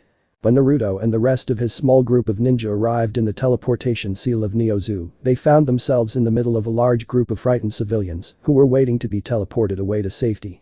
Naruto pushed several people away to get to the edge of the seal to one of his clones. "Wait a second for all of us to leave the circle and then get them out of." Uam. A large explosion destroyed half of the seal and killed dozens of the gathered civilians. A small animal made of clay had found the pack of unarmed citizens and considered them a worthy target. A slap to his face courtesy of Shikamaru brought Naruto back to consciousness. He had been closest to the explosion and got knocked out by it for a short while. His companions had carried him into a nearby building to give him time to recover and plan their next steps. Naruto noticed that he was covered in blood, but after checking himself he realized that it was not his own. He shuddered slightly as he wondered how many of his citizens had been killed by that single bomb. Naruto saw that Ino had her eyes closed and a concentrated expression on her face. He knew she was trying to connect her mind to some of the citizens to gather information about what was happening. They waited until she finally opened her eyes and when she did she looked pale and fearful. It's horrible." Ino's voice was barely above a whisper and she shuddered slightly. "They are killing everyone they see and are hunting down the academy students." Joji put a hand on Ino's shoulder, while Shikamaru was less gentle. "Pull yourself together, Ino. Right. There are only 9 enemies, all of them highly skilled ninja. 6 of them have eyes like you, Naruto, but they all look differently. There is a woman with blue hair and wings of paper. And then there are Dodara and Sasori.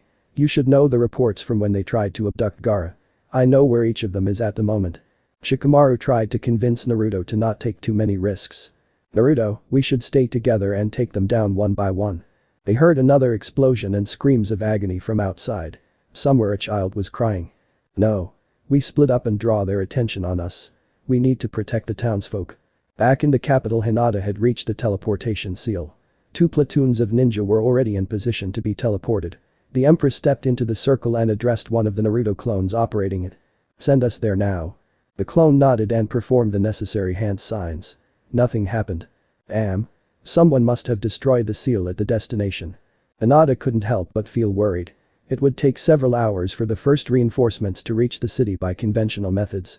She quickly entered her mindscape and woke the sleeping fox. "Kurama-san, I need your help."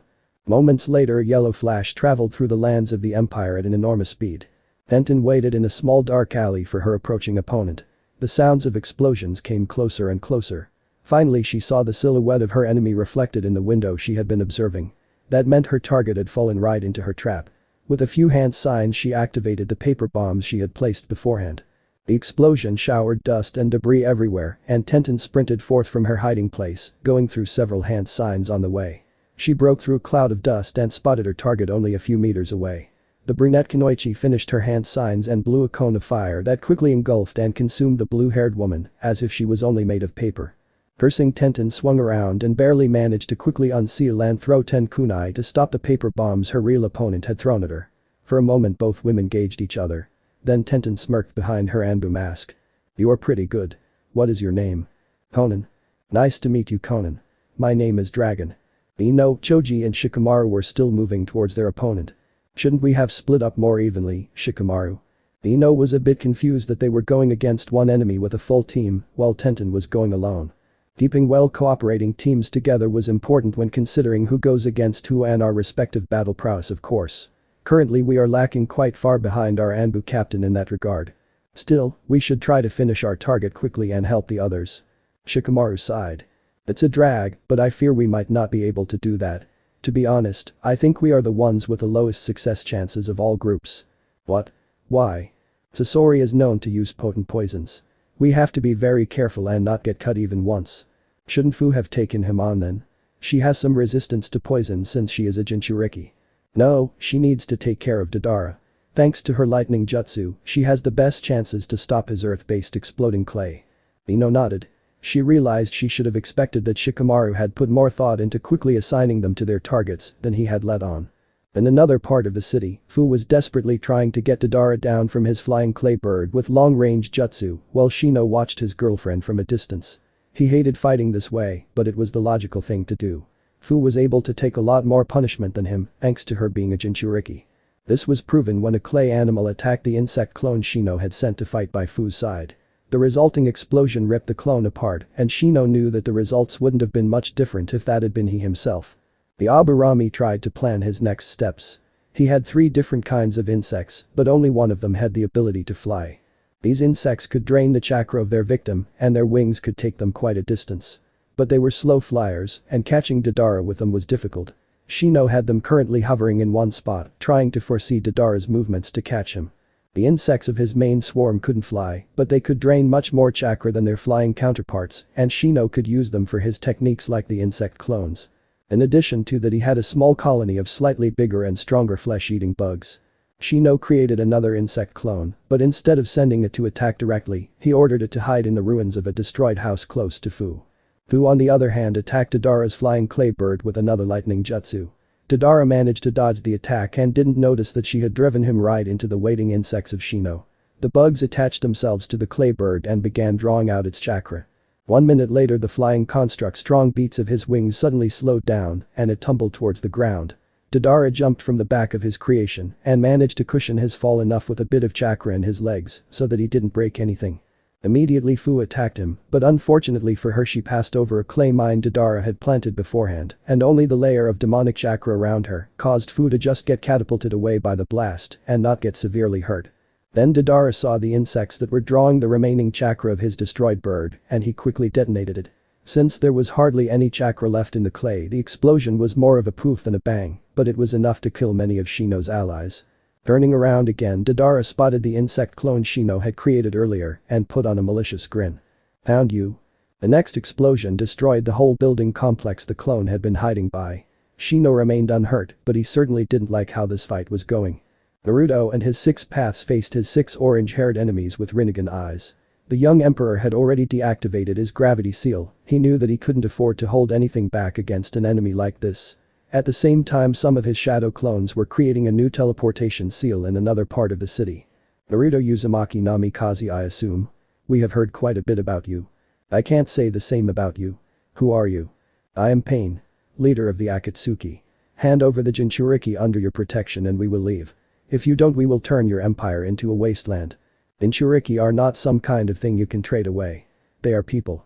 And you will face justice for what you did to this city and its citizens."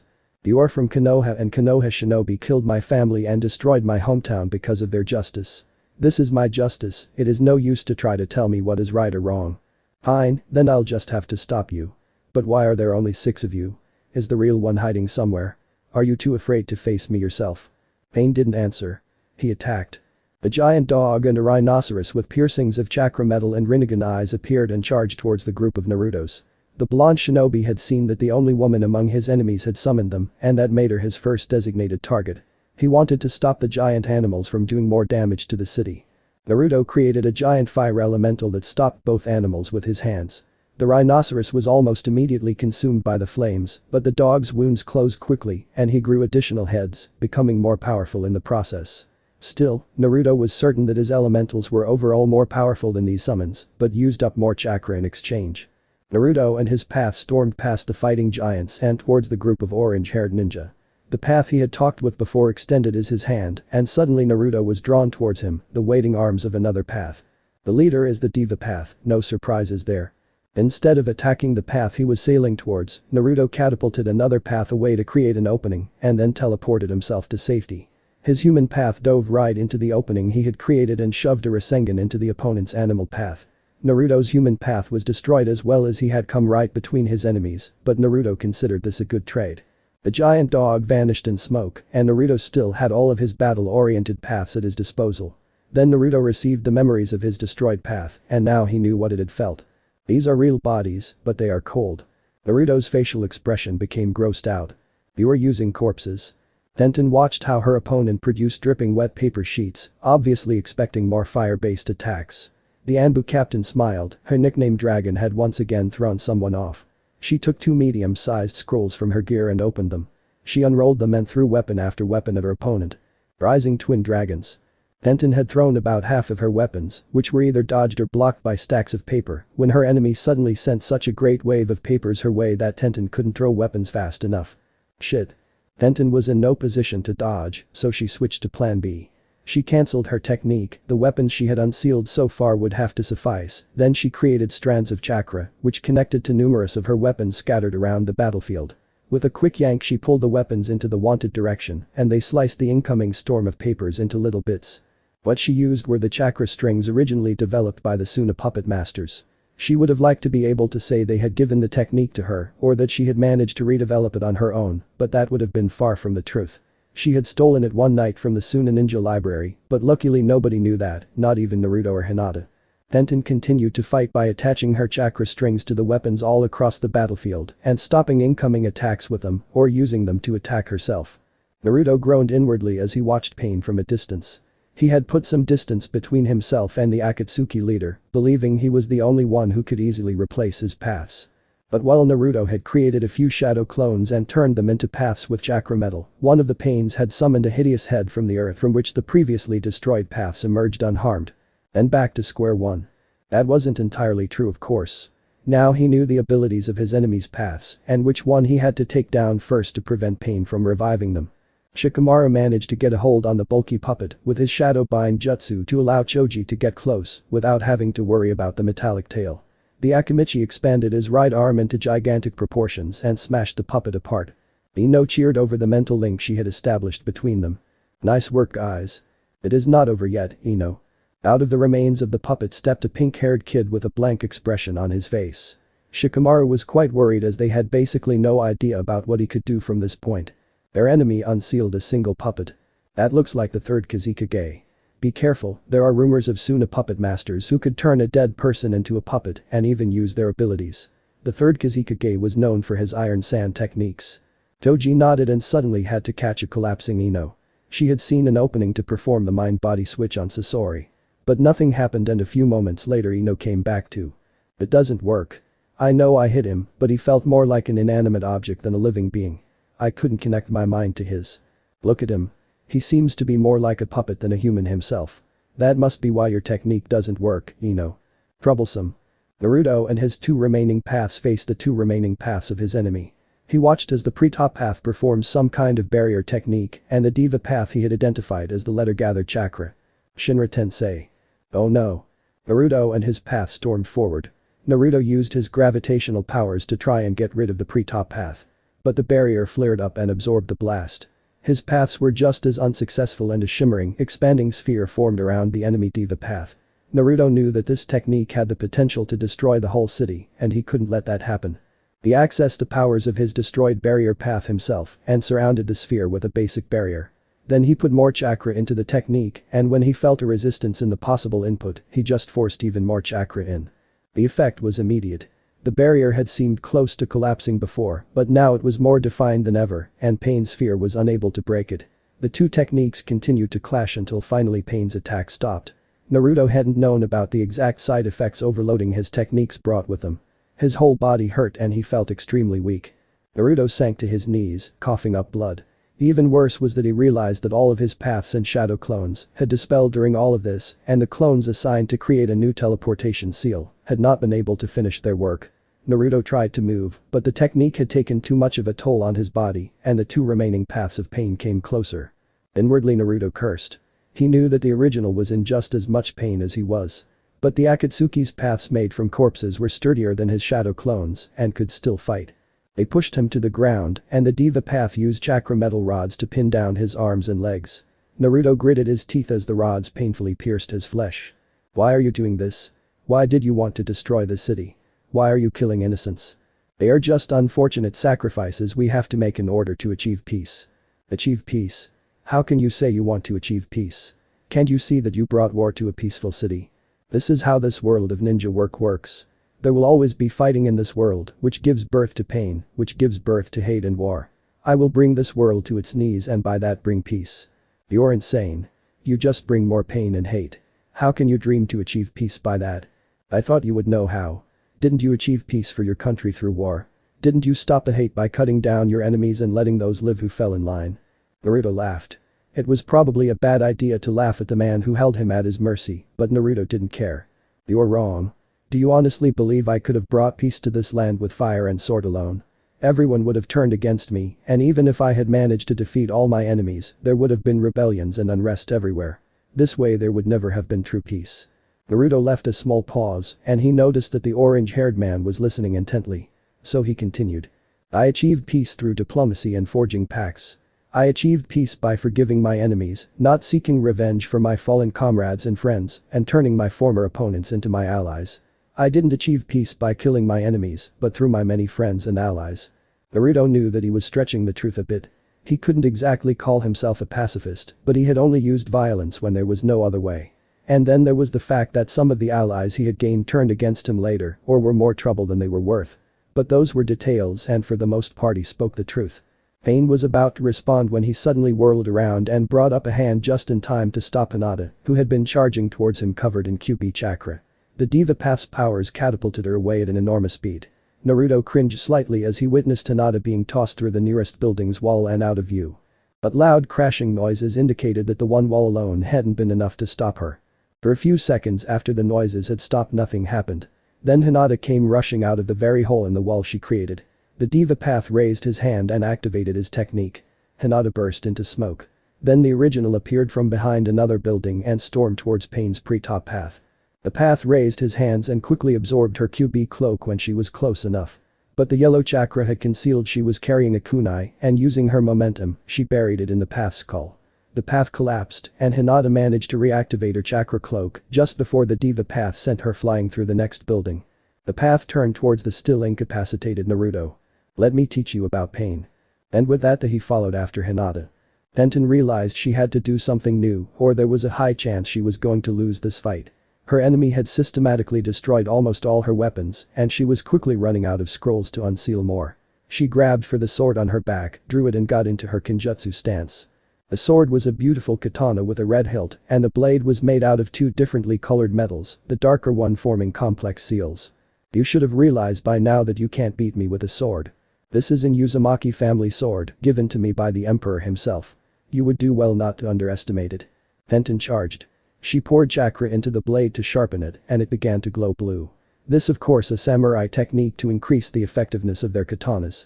As a weapon enthusiast, learning these techniques had been one of the first things to do for her after arriving in the western regions. And then Naruto had given her this magnificent blade.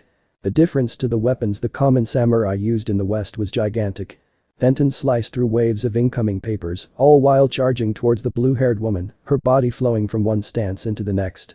She felt as if the blade had become a part of her body and whispered tips and warnings to her.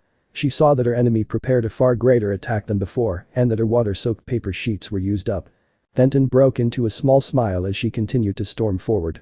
Conan unleashed a gigantic wave of papers, but the Anbu captain simply molded her chakra before sending it into the blade, and suddenly a torrent of flames burst forth from her weapon, obliterating the thousands of papers flung her way. All without having to use hand signs. Conan was completely unprepared for not even slowing her enemy down, and she hesitated a moment too long. When Denton reached her, she was decapitated with one quick slash of the brunette sword. The Anbu captain watched the blood on her blade and Conan's head fall to the ground, a surprised expression on her face. The Akatsuki's body collapsed next and blood pooled from the stump that was her neck. Denton checked for genjutsu. There wasn't any. Conan was dead.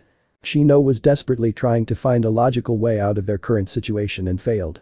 The last explosion had incapacitated Fu, and now a big centipede made of clay had snaked around her body and constricted her movement.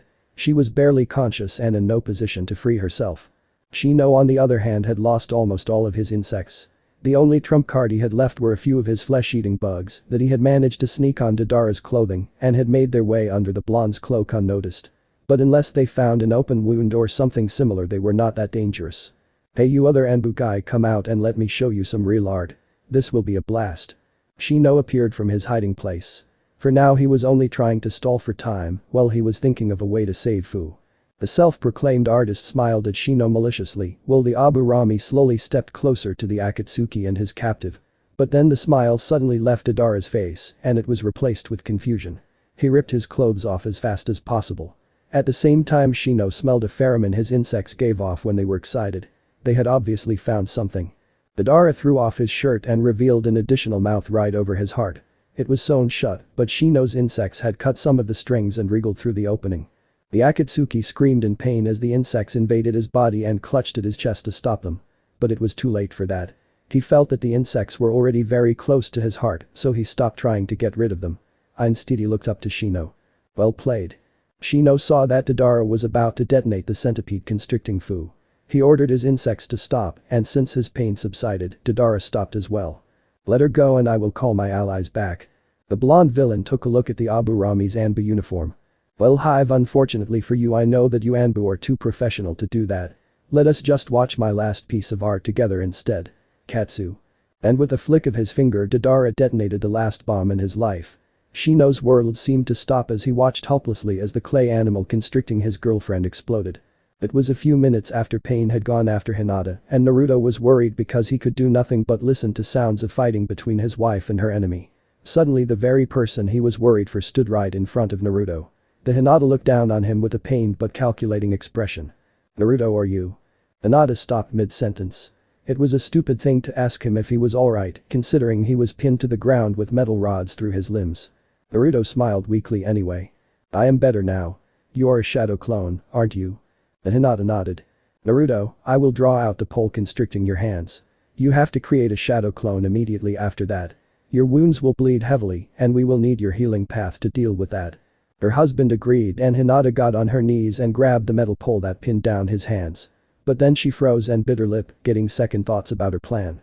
Naruto smiled at her reassuringly. "Don't worry Nada, everything will work out. I promise."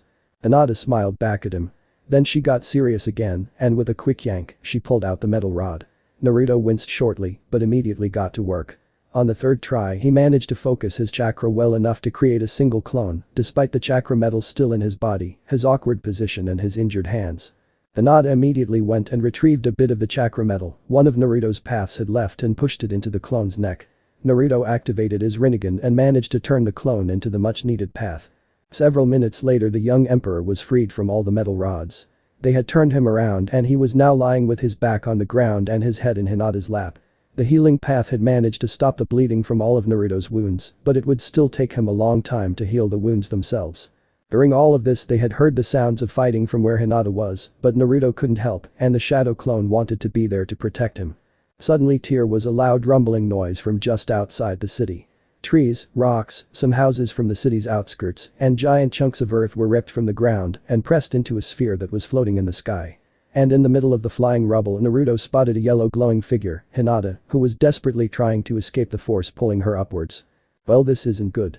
Hinata lifted his head from her lap and quickly gave him a kiss on his cheek. Then she put him down on the ground and got up.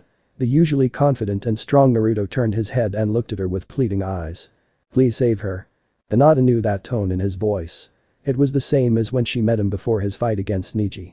She knew that only she had seen this vulnerable side of his, and she would be damned if she was the reason he got hurt. Naruto, I came here to make sure you are safe. But I can't die either.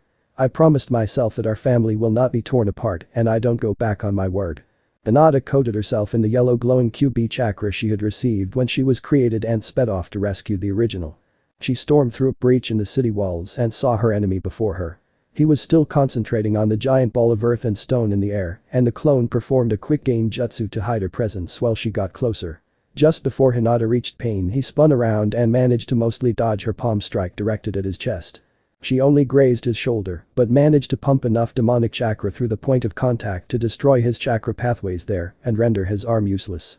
Pain extended his other arm and flung Hinata away with his powers, while behind him the floating sphere cracked apart and started falling towards the ground because he didn't continue using his technique. The clone used her QB chakra to create spikes that dug into the ground and brought her to a halt after 100 meters. Hinata immediately charged again and Pain used earth jutsu to try and stop her. But thanks to the demonic chakra that didn't work. After she had simply broken through the third wall of earth, she regained sight of her target. Pain raised his working arm, produced an iron rod, and flung it full speed towards Hinata. The rod was too fast to dodge, but just before it pierced her and made her vanish in smoke, she smiled. She had achieved what she wanted. Only now Pain realized that the clone had managed to completely distract him from the original. When he turned around, Hinata was already upon him. Only his Shinra Tensei would have been fast enough to stop her, but there was a small timing window during which he couldn't use this power, and Hinata knew that thanks to Naruto. The following palm strike to his stomach flooded his chakra system with unrefined harmful demonic chakra. It destroyed the path's chakra coils and internal organs. For a short while the orange-haired man remained standing as if he could continue the fight. Then he fell over. Shikamaru looked around. It was over. They were defeated. With his last bit of chakra he held most of the seemingly endless amount of puppets in place. But that was quickly running out. Toji lay on the ground in pain, poison preventing him from moving an inch. He had fought valiantly. The Akimichi had managed to release his clan's butterfly chakra wings without using a food pill. He destroyed the puppet of the third Kazekage and many others. But going into close combat made him vulnerable and he got slashed with a blade and poisoned. Ino had fought well, too. Even though her mind-based techniques didn't work on Sasori, she had done everything she could. She had kept their minds linked during all of the fight, allowing them to discuss strategies without alerting Sasori. Right now she managed to keep the small amount of still mobile puppets away from her teammates with paper bombs and her limited jutsu skills. The one whose performance Shikamaru wasn't happy with was his own. He had neglected his ninja training and spent a lot of time micromanaging the empire. He swore to himself he would train more if they somehow managed to survive. The Nara collapsed to his knees, his last bit of remaining chakra spent. The no longer restrained puppets moved towards the defeated team like a flood. Shikamaru hoped their deaths would be swift. Suddenly the puppet stopped and the tip of a blade appeared out of the round canister in Sasori's chest. Behind him stood Tenten with her katana buried in his back. Hey guys. Miss me? Dragon. Thank God.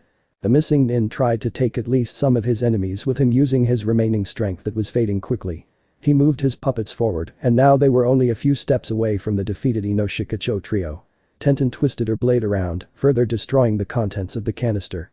The puppet master collapsed and his puppet stopped only centimeters away from the clan heirs. Naruto had his healing path still heal himself. His wounds were hardly visible anymore, but his arms and legs still hurt like hell. He had managed to create a few shadow clones and he just waited for them to finally finish the teleportation seal to bring reinforcements and medical aid into the city. Naruto. I am so glad you are alright. Naruto smiled as Hinata came running towards him and captured him in a hug. The young emperor winced when his wife accidentally applied pressure to his wounds and she immediately let go of him and apologized. He gave her a reassuring smile. Don't worry, I'll be fine. Then his expression became serious again. Hinata, do you think you have enough chakra left to look for the original and capture or kill him? I don't think he can be too far away or his paths couldn't have used so much chakra so easily. We can't allow him to recuperate, create new paths and attack again. She nodded determined. I will find him, Naruto. He noticed a dangerous gleam in her eyes. Tsunade, can you try to capture him alive, please? I don't think he is all that bad, he just goes about things the wrong way. The former Hokage would have liked to rip the man apart for what he had done to the townsfolk and her husband, but to her Naruto's opinion was more important than her own wish for revenge. I'll try. She gave Naruto a quick kiss, shrouded herself in QB chakra again, activated her Byakugan, and sped off to look for their hidden enemy. Tsunade and her apprentices were among the first reinforcements being teleported to Neozu through the new teleportation seal. They found Shino while he was desperately trying to stop the flow of blood from a bloody stump where a leg should have been. The rest of the leg was lying 100 meters away between a pile of rubble. Fu was in a terrible state so that Tsunade hadn't been sure that it was her at first.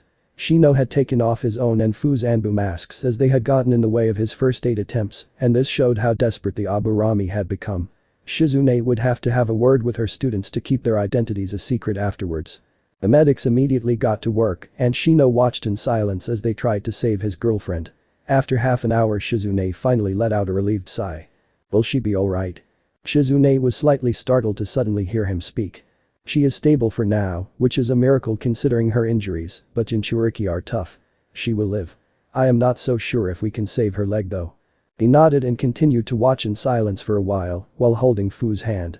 Then Shino suddenly gave his unconscious girlfriend a kiss on the hand he was holding, stood up and walked away. Tsunade looked after him questioningly. Where are you going, Shino? There is something I have to do. In the small, dark cave, Nagato hung limply in his chakra metal frame. Conan had hidden his real body here after they had found the cave right next to the border to the Empire. He was exhausted after having fought a Rinnegan user and the host of the QB. The Akatsuki leader had realized that Conan should have come a long time ago to help him, and now it had become painfully clear to him that she simply would not come anymore. Nagato wondered what he could do once he had regained his strength. His paths were out of his reach, and he could not move his legs, not even leave the frame. He wondered whether he would simply slowly die because he couldn't sustain himself. He felt being found by his enemies might result in an easier death than that. But then he heard footsteps coming closer in the relative darkness of the cave. First, a black Akatsuki robe with irregular red clouds came into view, but instead of a face the man had an orange mask with a single eye hole.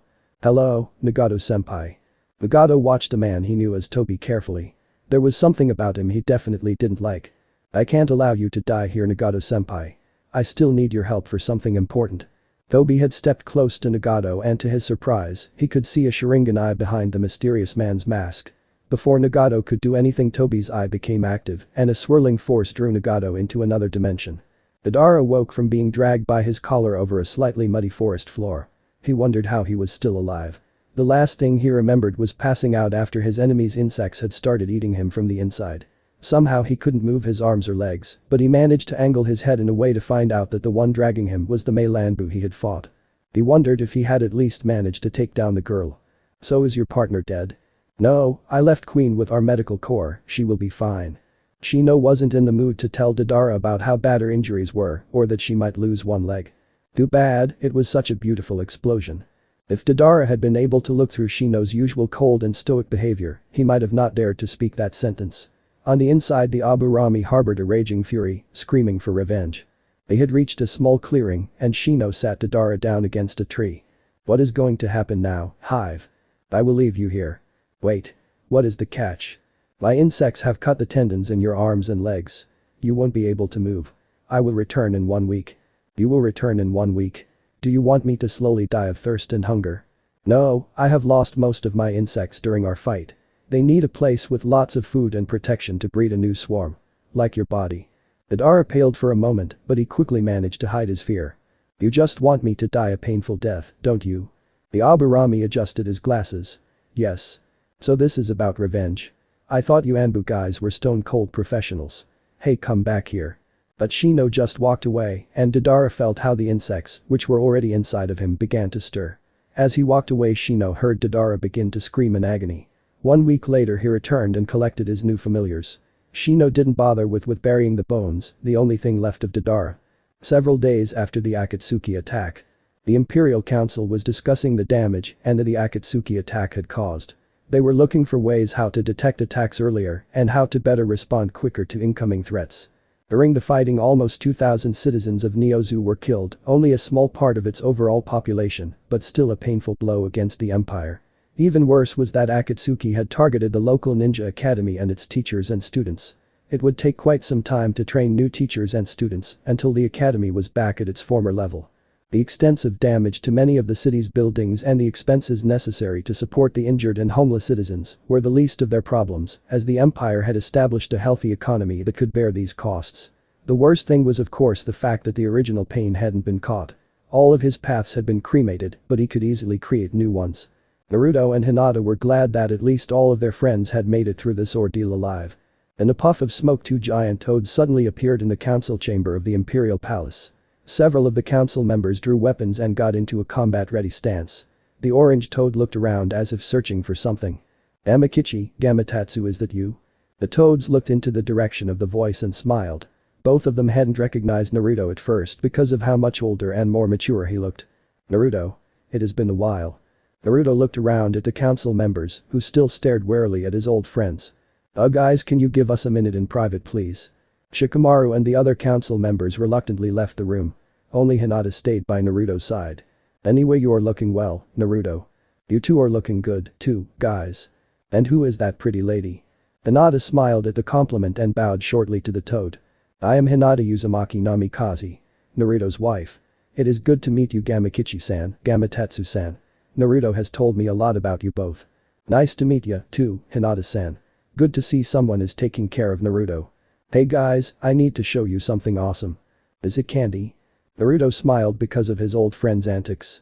"No, it is not candy, Gamatsu. But I promise I'll get you some of the Empire's yummiest candy later." The door opened and in came a path of Naruto, with Hitomi riding on his shoulders and a clone of Hinata, carrying Minato. The eyes of the dark-haired girl widened and a big smile showed on her face.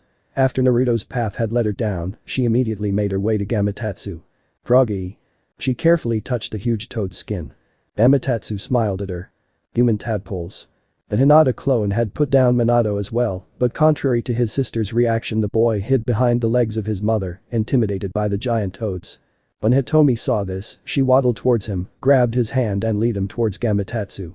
The toad himself extended his giant tongue, picked up both children and put them on his back. Minato was a bit scared at first, but the giggling and overall happy behavior of his sister soon calmed him down. While Gamatsu continued to play with the toddlers under Hinata's watchful eyes, Gamakichi indicated to Naruto that he wanted to have a word in private. "So what's up, Gamakichi?" The toad's expression darkened as he explained. "Jiraiya has changed a lot since our last meeting, Naruto. Yeah, he is under the influence of that bastard Danzo, unfortunately. I asked my friend Tamari-summon to inform you, too. I hope you got that message." "Oh, don't worry, the weasels brought us your letter. We noticed quite a change in his behavior ourselves, too. But still, he was the Toad Sage. Before this, every single Toad Sage stayed in this position until their death." "What do you mean? Isn't he the Toad Sage anymore?" "No, he was stripped of his title by Gamabunta, Ma and Pa, with the approval of the great Toad Sage." This worried Naruto. Whatever had caused the toads to act this way must have been big. "Why the break in tradition?" "He ordered one of my cousins to use oil and a fire jutsu to burn down a village where a group of enemy shinobi was hiding. But he didn't tell him that there were still men, women and children in that village. It must have been a terrible sight. Over 50 innocent civilians died in the fire." Naruto shuddered and couldn't help but feel depressed about being incapable of helping his old sensei. "I wish I could help Iro-sennin, but I just don't know how to get to him or if we could even break Danzo's influence over him." "Naruto, there is a very good reason why Gamatsu and I have come to see you. Now that Jiraiya has lost his title, we need someone new to take his position." "Huh? The elders want you to learn the sage arts and become the new Toad Sage. No matter for how little time, you were still the old man's disciple." 3 years later. Hanabi was once again called before the Hyuga clan's elder council. She had changed from her Anbu uniform into the normal Hyuga attire. Once again everyone in the room had their eyes on her, and once again Hanabi's composure was perfect. After she had greeted her father and the elders, Hiashi spoke up. "These are hard times for Konoha. Our enemies have managed to sway our old allies, and we stand alone. It is time to show that we are still the greatest ninja village and that our new generation is stronger than that of any of our enemies." Hiashi left a small dramatic pause and looked at the determined faces of all the Hyuga elders. "Hanabi, the Hyuga respect strength and honor above all else, and you have surpassed me in every respect. You will be inaugurated as the Hyuga clan head in 1 week. I know you will make us proud." Hanabi barely managed not to smirk. She knew exactly why her clan did this right now. The Sarutobi clan was preparing to name Konohamaru clan head in 2 weeks as a sign of strength and a good future. Her clan attempted to copy this idea and make it look as if they had it first. Instead she bowed. "Thank you for your trust, father," she bowed towards the Hyuga elders, honorable elders. Hanabi wondered to herself how she managed to remain so calm even in this situation, but screwing up now was not an option. Finally her goal was so close. Nissan. The end. So how was this part? I hope you like it. And if you like it, share this part with your friends and like the video too. And don't forget to subscribe our channel for daily awesome fanfiction. Okay, it's time for me to go. Bye bye.